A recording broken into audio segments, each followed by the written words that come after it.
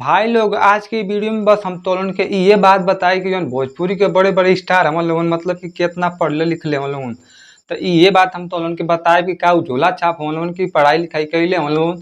तो बस वीडियो में बनल है बस हम इतने कॉल चाहती वीडियो के अंत तक देखिए। तो भाई लोगन जो 10 नंबर पे आओ तो उनका नाम है राकेश मिश्रा। तो तोलन के बता दें कि राकेश मिश्रा सुरीले बादशाह मतलब उनका गाना बहुत ही शानदार सुनने को मिलता है। तो मैं आपको बता दूं कि इन्होंने कहाँ तक पढ़ा है, तो ये बीए तक पढ़े हैं, ये बीए पास है। 9 नंबर पे जो आओ तो उनका नाम है अरविंद अकेला कल्लू। तो उनके बता दी भाई लोग उन्हीं छोटे पर से मतलब कि गाना गावल चालू कैले हम। उनके पढ़ाई के बारे में बात करी तो खाली 12 पढ़ ले हम और बाद से ही गाना गावे चालू कर दिले। तो 8 नंबर पे आओ तो उनका नाम है अंकुश राजा। तो देखा लो अंकुश राजा अपनी साफ सुथरा गाना से मतलब गाय वाला जाना।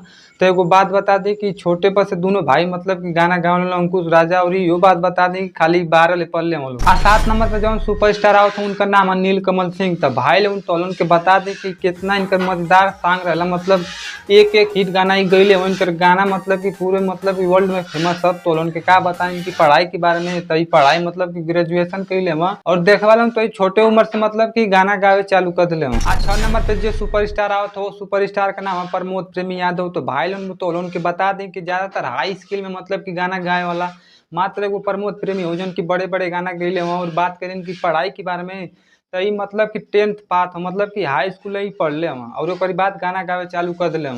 5 नंबर पे जो सुपरस्टार आवत है उनका नाम है रितेश पांडे। तो भाई तो उनके बता दे कि हेलो कौन जैसे बड़े बड़े गाना देने वाले सुपरस्टार मतलब कि रितेश पांडे का गाना पूरे वर्ल्ड में फेमस है। और मैं आपको इनकी पढ़ाई के बारे में बता दूं तो ये म्यूजिक से मतलब कि बीए पास है। 4 नंबर पे जो स्टार आओ तो उनका नाम है रवि किशन। तो भाई बता दें कि भोजपुरी से लेके मतलब कि बॉलीवुड में ही काम करना ही अनेकों भाषाओं में मतलब कि काम कैले और उनकी पढ़ाई के बारे में बात कर ली तो मतलब कि 12 पास हूँ।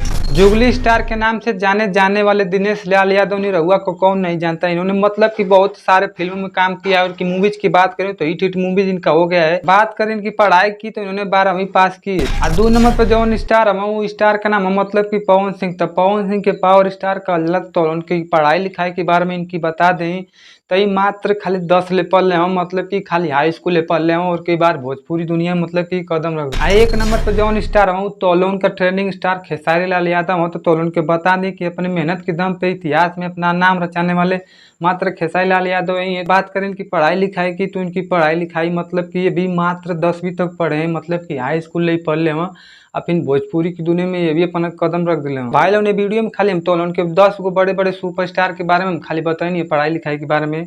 अगर तोलन के और सुपरस्टार का चाहिए तो तोलन कमेंट करके बता दिया लो ना मुन ऊपर मतलब वीडियो बना दे। और एक बात भाई लोग मतलब कि रुक जा बस मोरी वीडियो के बस हाई कर दिया लो। एक तो लाइक और शेयर ठोक दीजिए महाकाल का लाइक और शेयर ठोक दीजिए। पूरा साल मेहनत करता हूँ आपके लिए बेटा, ऐसा नहीं चलेगा, ऐसा नहीं चलेगा।